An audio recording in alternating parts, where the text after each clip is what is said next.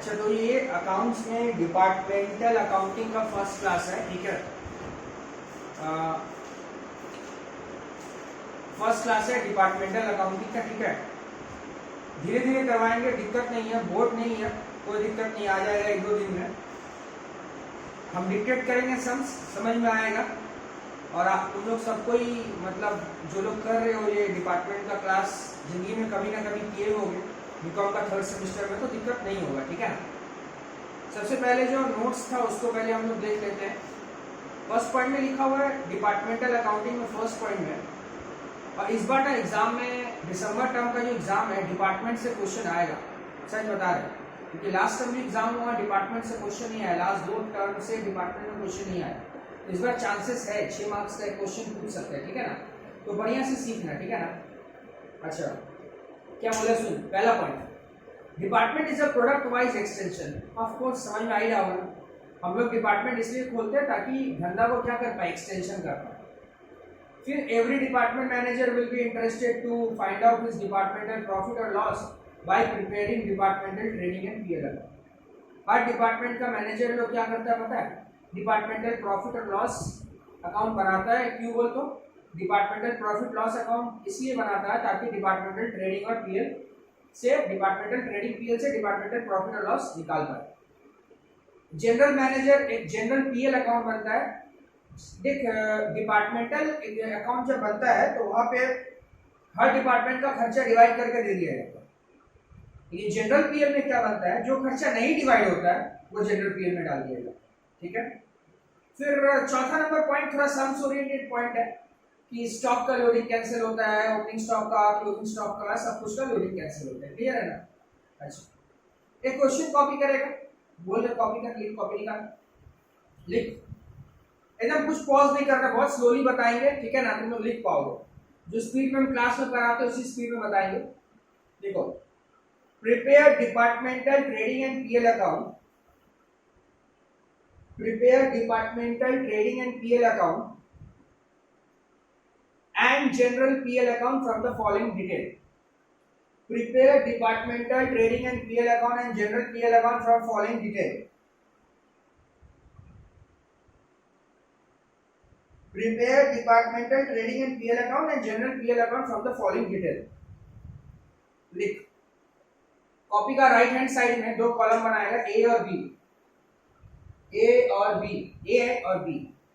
सबसे पहले opening stock, opening stock ए के अंदर 10 और बी के अंदर क्रॉस, क्रॉस माने कुछ नहीं है। फिर RMC, raw material consume,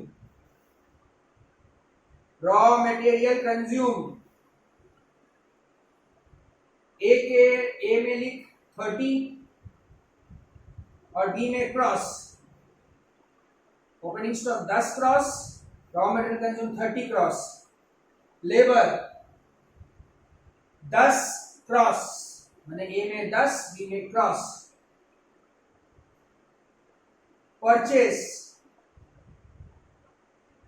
A में क्रॉस, बी में 66।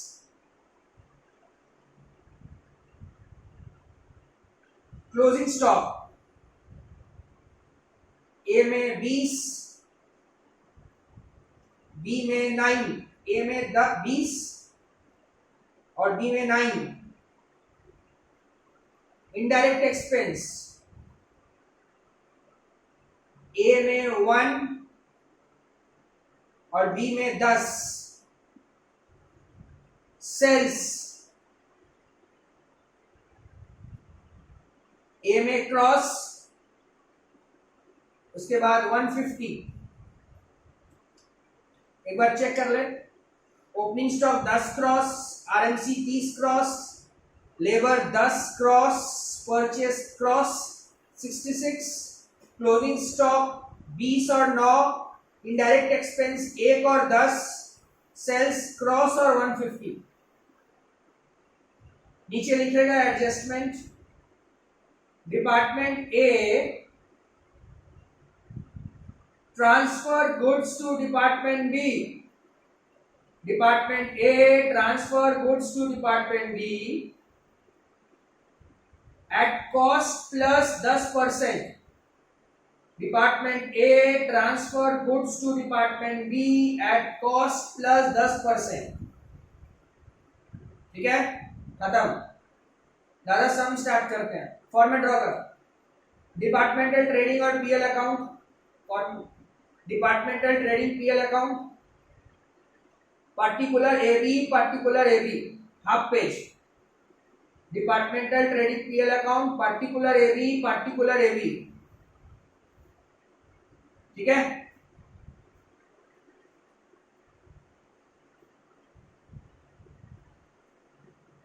रेडी.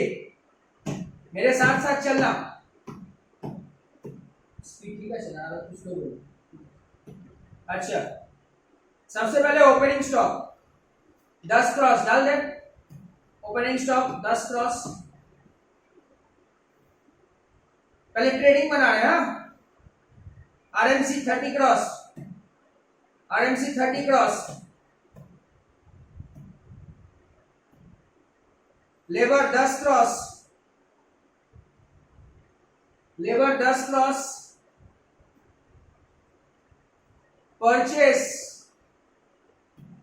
क्रॉस 66. ठीक है ना. क्लोजिंग स्टॉक क्रेडिट साइड में बैठाएगा. थोड़ा जगह छोड़ देना सेल्स के लिए. थोड़ा नीचे दबा के लिखना closing stock. Closing stock 20 9. Indirect expense तो पीएल का आइटम है, अभी छोड़ दें. सेल्स क्रेडिट में लिख क्रॉस और 150.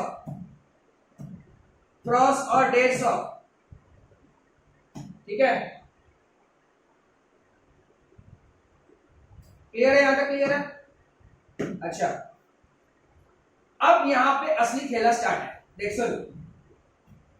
डिपार्टमेंट ए ने डिपार्टमेंट बी को जो सामान भेजा है वो कॉस्ट प्लस 10% पे. Cost plus 10%. लेकिन सवाल ये है कि क्वेश्चन में ये बोला ही नहीं है कि ए ने बी को कितना माल भेजा है. क्वेश्चन ये बोल रहा है कि ए बी को कॉस्ट प्लस 10% में भेज रहा, लेकिन क्वेश्चन में यही नहीं बोला है कि ये कितना माल बी को भेजेगा. क्वेश्चन में बोला ही नहीं है कि ये कितना माल बी को भेजेगा. सुन मेरा बात सुन, आराम से समझ. ए किसको भेजा? बी को. समझ, चीज को समझ. ए बी को भेजा है. ए बी को भेज रहा. ए जो है डिपार्टमेंट ए जो है बी को भेज रहा. Cost plus 10%. इसका मतलब जो भी कॉस्ट है उसमें 10% जोड़ के, मतलब आप प्रॉफिट लगा के भेज रहे हो. इसका अर्थ ये होता है, इसका अर्थ ये होता है कि आप जब किसी को प्रॉफिट जोड़ के भेज रहे हो, मतलब आप यहां पर सेल कर रहे हो. क्या कर रहे हो? सेल कर रहे हो. यस. अरे कॉस्ट के साथ प्रॉफिट जुड़ने से तो सेल हो जाता है. क्लियर है ना? अब मेरा बात सुन. डिपार्टमेंट ए जो है वो ना बी को भेज रहा, तो डिपार्टमेंट ए यहां पर दो आदमी को माल बेचेगा. दो जन को माल बेचेगा. एक कस्टमर को और एक डिपार्टमेंट बी को. डिपार्टमेंट ए जो है कस्टमर को भी बेचेगा और डिपार्टमेंट बी को भी बेचेगा. डिपार्टमेंट ए कस्टमर को बेचेगा, ये आपको कौन बोला है? अरे कोई भी डिपार्टमेंट खुलता है तो उसका पहला काम होता है कि कस्टमर को माल बेचना है. तो ए तो कस्टमर को माल बेचेगा ही, और बी को भेजा है प्रॉफिट जोड़ के. ये बात क्वेश्चन बोला है. क्लियर है ना? अब सवाल यहां पे ये आता है कि तुम साफ साफ देख सकता है कि डिपार्टमेंट ए का जो सेल है वो कुछ भी नहीं है. डिपार्टमेंट ए का सेल कुछ भी नहीं है. तो डिपार्टमेंट ए का सेल कुछ भी नहीं है, इसका अर्थ ये होता है कि डिपार्टमेंट ए ने कस्टमर को कोई माल बेचा ही नहीं. अरे पगला, सेल का मतलब होता है कस्टमर को बेचना. सेल का मतलब सेल में जो भी है, इसका मतलब ये है कि मैंने वो कस्टमर को बेचा है. लेकिन ए का सेल में कुछ भी नहीं है, इसका मतलब ए ने कस्टमर को माल बेचा ही नहीं. लेकिन ए ने किसको भेजा है? बी को. इसका मतलब ये होता है कि ए जो भी सेल करेगा वो बी को करेगा, कस्टमर को नहीं. सबसे पहले तुमको ये समझना है कि ए ने कस्टमर को माल नहीं बेचा है। कैसे समझना है? सेल में ए में कुछ है ही नहीं, तो ए ने कस्टमर को कोई माल बेचा ही नहीं। तो ए ने जो भी बेचा किसको बेचा? ए ने जो भी बेचा किसको बेचा? बी को बेचा। क्लियर है ना? तो whatever is the sale of A, whatever will be the sale of A, that will be to department B because in sale nothing is mentioned. Clear है ना? तो A के पास कितना माल है? बता कितना है? ओपनिंग स्टॉक में 10 था, आरएनसी 30 था। 30 और 10 कितना होता है? बोला 30 और 10 40। 40 ना 40 और लेबर 10 तो कितना होता है? 50। उससे तू क्लोजिंग स्टॉक माइनस कर ले तो 50 से 20 चला गया तो कितना बचा? 30। 30 बचा ना? 30 क्या है? कॉस्ट है। कॉस्ट प्लस 10%, माने कॉस्ट पे 10% ठोक डाल। 30 का 10%, तो 30 का 10% कितना होता है? 30 का 10% 3 होता है। इसका मतलब 33। इसका मतलब 33 जो होगा मेरा वो क्या होगा? 33 जो है ए ने बी को भेजा है। ए ने बी को भेजा है। समझ में आया ना? ए ने बी को भेजा है 33। प्रॉफिट लगा के, प्रॉफिट लगा के। समझ में आया? अच्छा, ए ने बी को भेजा है। ए बी को भेज रहा, ए अगर बी को भेज रहा है, ए बी को भेज रहा, तो बी के लिए क्या हो रहा है? बी के लिए परचेज हो रहा। ए बी को भेज रहा मतलब बी को मिल रहा, बी के लिए परचेज है और ए के लिए क्या है? सेल है। तो डेबिट में लिख 2 IDT, 2 IDT, 2 IDT। डेबिट में 2 IDT, IDT का full form inter department transfer. 2 IDT, bracket खोल, ब्रैकेट खोल। क्या कर रहे हैं? थोड़ा सा दिखा रहे। 10 प्लस 30 प्लस 10 माइनस 20 हो गया। कितना आ गया ये करके? 30 प्लस 10 40, 50, 50 माइनस 20 30 आ गया ना? इसमें फिर प्लस कर, प्लस 30 का 10%। 10% का मतलब कितना हो गया? 10/100 यानी 33 आ गया ना? चल बी का कॉलम में 33 डाल दो। 2 IDT बोल के बी का कॉलम में 33 डाला। अब तू आ जा क्रेडिट में, आना क्रेडिट में।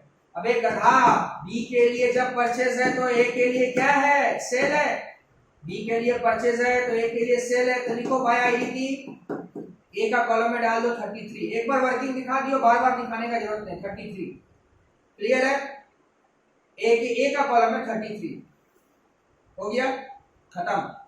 अब बंद करके तुम जीपी निकाल लो। जीपी, 1 मिनट, जीपी निकालने से पहले रुक जाना। पता है ए का जीपी कितना होगा? 333। कैसे बोल दिया आप 3? सुन, हमको एक बात बता, क्या ए ने कस्टमर को माल बेचा था? कैसे पता चलेगा? सेल में तो कुछ है ही नहीं। तो ए ने जो भी बेचा किसको बेचा? बी को बेचा। ए ने जो भी बेचा किसको बेचा? बी को बेचा। ए बी को कितना बेचा? ए बी को कितना बेचा? 33 में सेल हुआ है। कॉस्ट कितना था? 30। तो प्रॉफिट कितना? 3। तो वही होगा जीपी। तुम करके भी देखा तो देखेगा तो वही आएगा। लिखो टू जीपी बोल के ए का कॉलम में 3 और बी के लिए भैया ऐसे शॉर्टकट ट्रिक नहीं हो सकता है, बैलेंसिंग फिगर करके निकाल। तो ए का जीपी 3 आएगा और बी का जीपी कितना आएगा? बोलो 60 आएगा। 2 जीपी, ए का 3, बी का 60। अब जीपीसीडी को बीडी बना, जीपीसीडी को ईडी बना।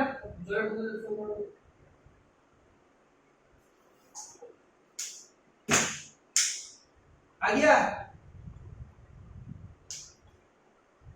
तो जीपी 3 और 60, जीपीसीडी बीडी लिख। एक ही पीएल का खर्चा है, इनडायरेक्ट एक्सपेंस बोल के डाल दे। नेट प्रॉफिट निकाल ले। नेट प्रॉफिट कितना आ रहा बता दे ब्रू, नेट प्रॉफिट बताओ कितना आ रहा? 2 और 50। तो डिपार्टमेंटल ट्रेडिंग और पीएल हो गया। बोलिए सर, डिपार्टमेंटल ट्रेडिंग और पीएल कंप्लीट।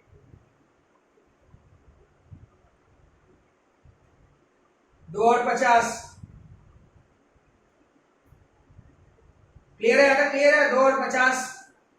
अब आइए जनरल पीएल खोलिए, जनरल पीएल खोलिए। अरे सेमेस्टर 3 का अकाउंट्स में सब पढ़ा होगा बॉस। जनरल पीएल खोल, बोला क्रेडिट में लिख बाय डिपार्टमेंटल प्रॉफिट। अरे वही टाइम ना, बाय डिपार्टमेंटल प्रॉफिट, ए का 2, बी का 50 माने 52। भैया जनरल पीएल अकाउंट में क्या आता है थोड़ा बताइए। वो सारा खर्चा जो ए और बी के बीच में डिवाइड नहीं हुआ वो जनरल पीएल में आता है। जो भी स्टॉक रहेगा उसका लोडिंग कैंसिल होगा वो आएगा, ठीक है ना। जो खर्चा डिवाइड नहीं हुआ है, मैंने जैसे यहाँ इंडायरेक्ट एक्सपेंस बोल दिया ना, ए में इतना, बी में इतना, अगर नहीं बोलता तो जनरल पीएल में आता है और स्टॉक का लोडिंग आता है। तो बाय डिपार्टमेंटल पीएल लिख लिया 2 और 50। अब स्टॉक का लोडिंग, ठीक है। स्टॉक का लोडिंग कैसी समझ, चीज को समझ। ए ने बी को माल बेचा, ए ने बी को माल बेचा, तो बी का पास जो स्टॉक पड़ा हुआ है ना, ए ने बी को जो माल बेचा, तो बी का स्टॉक जो है ना, बी का स्टॉक बढ़ा के है, क्योंकि ए बी को जो माल भेजा था वो तो सेल प्राइस पे भेजा था ना। अरे ए जब बी को भेजा 10% प्रॉफिट जोड़ के भेजा ना, तो बी के पास जो स्टॉक है वो ज्यादा में नहीं होगा। अरे यार ये बोतल देख रहा, ये हम बी है, मेरे को कौन भेजा था, ए, तो बी भेजा ना, तो बी जब भेजा तो सॉरी ए जब भेजा बी को, तो इसमें प्रॉफिट लगा के भेजा था ना, तो ये भी तो ज्यादा पे है। तो कितना ज्यादा है बता दे। एक बच्चा बोलेगा 3 ज्यादा है, नहीं रुक, स्टॉक का बात हो रहा है। फिर यहाँ भी तू पगला बुद्धि खड़ा है, वैसे नहीं होगा, क्योंकि बी को जब भेजा, बी तो उस स्टॉक में से कुछ बेचा भी, वैसे नहीं होगा, प्रोपोर्शनेट करना पड़ता है। वर्किंग नोट में बैठ कर लिख, वर्किंग नोट में लिख, कंप्यूटेशन ऑफ स्टॉक रिजर्व। किसका स्टॉक बोल दो, अब ए का स्टॉक कैसे होगा बे, ए तो भेज रहा बी को, तो बी का स्टॉक होगा। लिख, computation of stock reserve in B stock, computation of stock reserve in B stock, computation of stock reserve in B stock। लिख, ratio of IDT, ratio of IDT is to other inflow in department B, ratio of IDT is to other inflow in department B। हमेशा याद रखना, हमेशा ऐसे ही करेंगे। तो IDT का ratio कितना था, अभी IDT मतलब ए ने बी को जो भेजा था ना इंटर डिपार्टमेंट ट्रांसफर की 33, और बी के पास इनफ्लो क्या हुआ था, बी के पास क्या था, खाली एक ही था परचेस। अरे बी का परचेस, बी का इनफ्लो था, तो 66। कितना प्रोपोर्शन होता है 1:2। इसका मतलब ये कि 1:2, 33:66 है ना। Other inflow in department B 33:66, 1:2 हो गया, 1:2। इसका मतलब बी का जो स्टॉक पड़ा हुआ है ना, उसमें 1:2 जो होगा वो इसका होगा। तो लिख, therefore IDT in closing stock of department B, IDT in closing stock of department B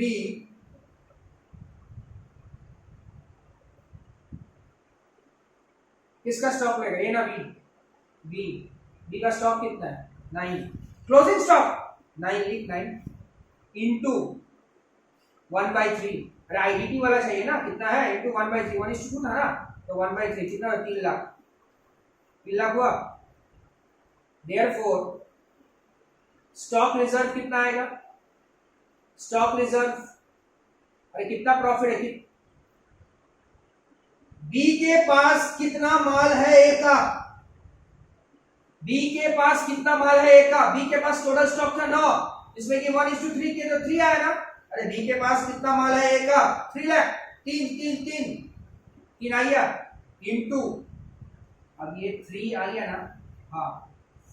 अब तू इसको मल्टीप्लाई कर दे, वो जो रेट था ना, वो रेट से क्या, रेट क्या था 10% ऑन कॉस्ट ना, कॉस्ट पे था ना, लेकिन ये किस पे है, अबे गधा, वो 10% ऑन कॉस्ट है, और ये किस पे है बोल तो। अच्छा ये 3 लाख कॉस्ट पे है ना सेल पे है,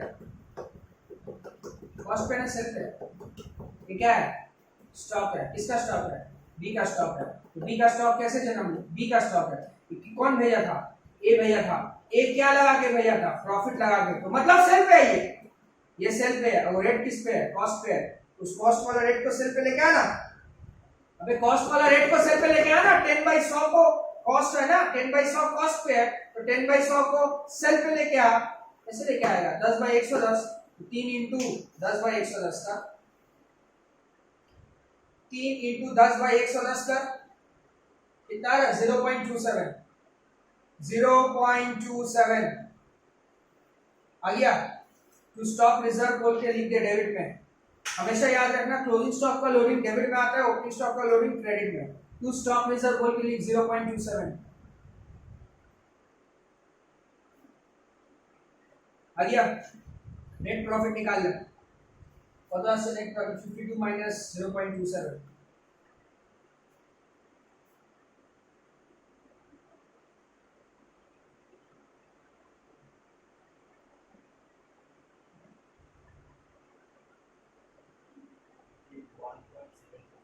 51.72 72 ना 73 73 51.73 नेट प्रॉफिट। ठीक है, क्लियर है क्या? इस क्वेश्चन पर तुम लोग सॉल्व करेगा, एक केस हम दे रहे हैं, लिखो तो लिखो लिखो। If question mention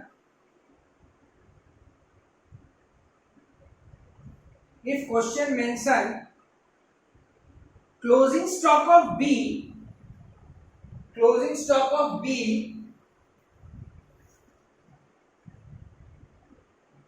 counted 40% stock of A,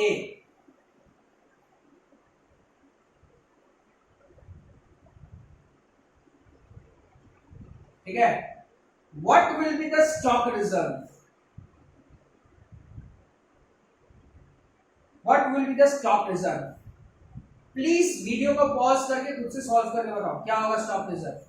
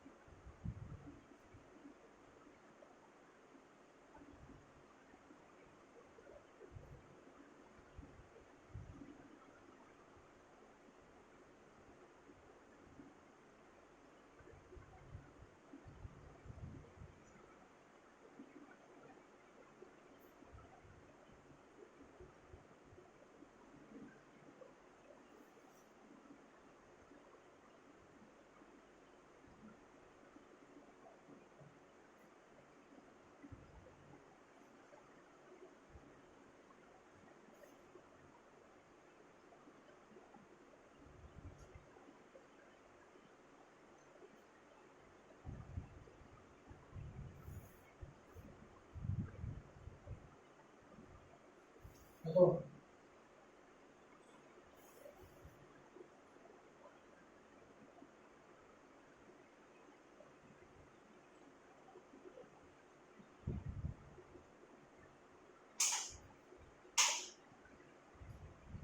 अरे क्या बोला है इसमें, बी के पास जो माल है ना 40% माल ए का है, तो बी का स्टॉक कितना है 9 इंटू कितना मारेगा 40%। अबे जो रेशियो निकाला वो निकालने का जरूरत नहीं, इंटू 40 बोल दिया, इंटू 40%, तो 9 का 40% करने से कितना होता है 3.6। तेरा रेट कितना है प्रॉफिट का 10/110 कर दे, बोले शो 10/110 का आंसर कर दे 0.33 आएगा, ठीक है ना। मैंने यहाँ जो रेशियो वाला खेला किया ना नहीं करने का जरूरत है, क्योंकि यहाँ बोल दिया है कि बी के पास जो माल है 40% माल ए का है, तो बस वो खेला नहीं खेलना है। वो खेला खेलते कैसे, रेशियो लेते हैं आईडीटी का, अदर इनफ्लो लेते हैं। क्लियर है क्या, यहाँ तक क्लियर है?